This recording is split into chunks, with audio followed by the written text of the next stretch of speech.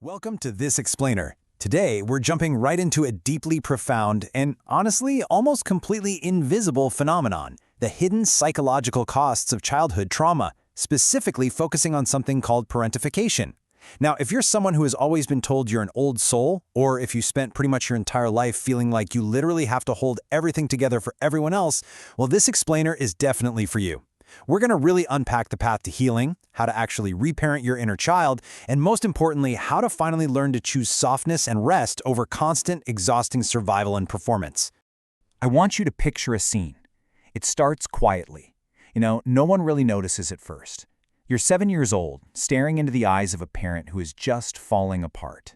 Maybe it's addiction, maybe it's explosive anger, or maybe it's just the really heavy, hollow silence of someone who is simply too broken to show up for you. And in that quiet moment, without a single word being spoken out loud, something ancient clicks in your small mind. You realize, if I don't hold this all together, no one will. Okay, let's dive into our first major concept. Section 1, the child who disappears. This is about the quiet shift from child to caretaker. So, when that heavy realization hits a young mind, the child essentially disappears. Not physically, of course, but psychologically. They start to smile a bit more and cry a lot less. They learn to read a room before they even utter a single word. And very quickly, they become the emotional thermostat of the entire household. Psychologists call this formal shift parentification. It's exactly what it sounds like. It's when a kid becomes the caregiver, the peacekeeper, the therapist, or the protector. And here's the truly tragic irony about all this. The world completely falsely praises this behavior. Society looks at these kids and says, "Oh, you're so mature, you're so responsible, you're so strong." But let's be real, this isn't maturity. It is a complex trauma that literally rewires a developing brain, forcing a child to emotionally support the adults in their life instead of, actually being supported themselves.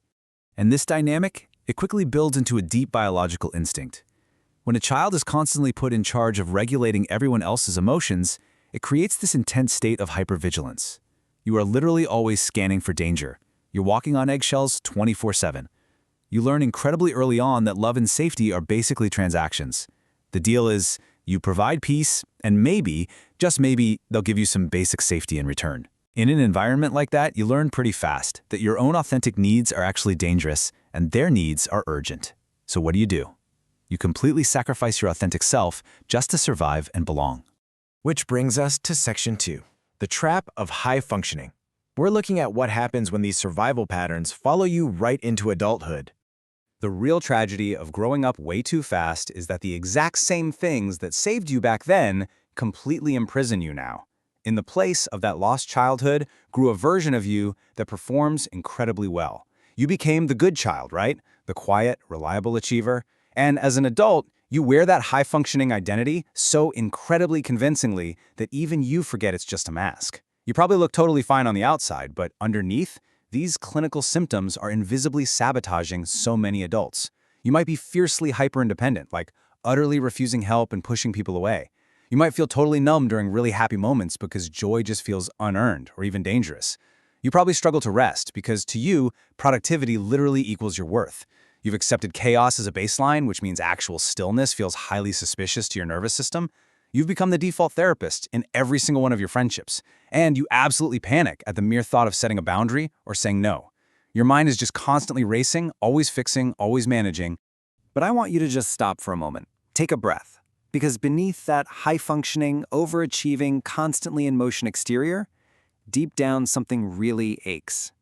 That neglected inner child that you had to bury just to survive, they didn't actually die. They're still right in there, pulling the strings and silently screaming this one incredibly heartbreaking question. Why didn't anyone protect me?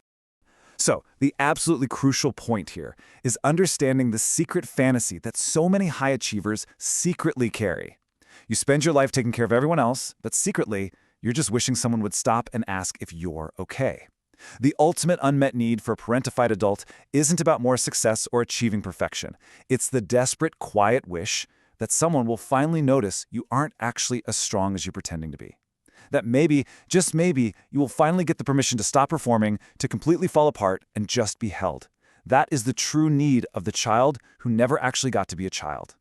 This leads us right into our third section, facing the shadow. It's time to talk about stopping the endless cycle of bypassing our pain. Listen, if you genuinely want to heal, the first step is not about fixing yourself. It's about witnessing yourself. We absolutely have to stop gaslighting ourselves with thoughts like, oh, well, it wasn't that bad. Other people definitely had it worse. We have to stop idolizing our toxic strength and finally step into the deeper, honestly much more challenging waters of shadow work. You can really see the stark difference here. Think about survival mode. It's exhausting. You're constantly fixing others, performing for scraps of love, and bypassing your very real pain with this shield of fake positivity. But then look at shadow work. It's raw, it's honest. It means actually turning toward those abandoned parts of yourself and saying, I see you now, I hear you, and I am not leaving you this time. It's entirely about honoring your wounds instead of just pretending you're perfectly fine. And that brings us to the actual practical steps of the reparenting process. I'm not going to sugarcoat it. It is brutal. It asks you to witness your abandoned parts without looking away. It asks you to actually sit with the rage, the deep sorrow, and all those unmet needs. It demands that you mourn the innocence you lost while you were busy protecting people who really should have been protecting you.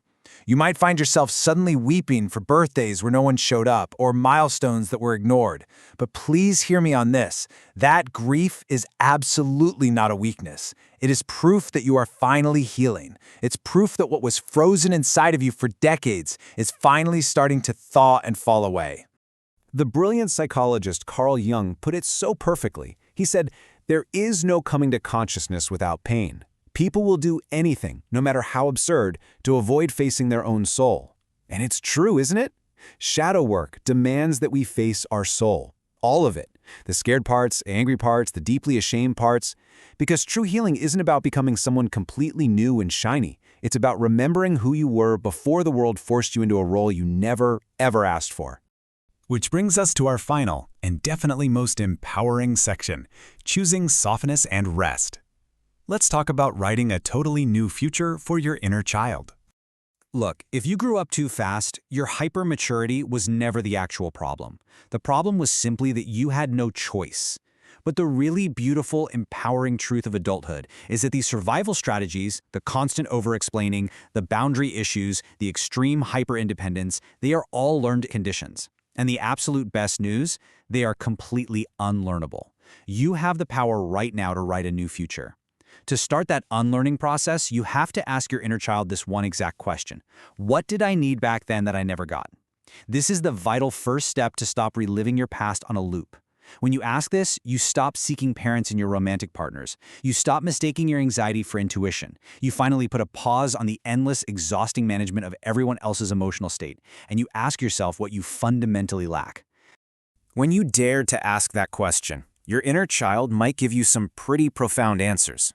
You might suddenly realize you just needed someone to look at you and say, hey, it wasn't your fault. You needed someone to actually care enough to ask how you were doing. You needed permission to just play, to rest, and to laugh without the constant fear of the next disaster dropping. And slowly, very, very slowly, your job as an adult today is to begin actively giving those exact things to yourself. You have to let that child come home. Let them cry, let them play, let them finally be seen by you so that you can honor your own emotions instead of trying to manage the entire world's. I really want to leave you with this final powerful thought. You never had a childhood, but you absolutely still have a future. And this time, you get to write it. You are not broken. You are simply in the process of becoming whole.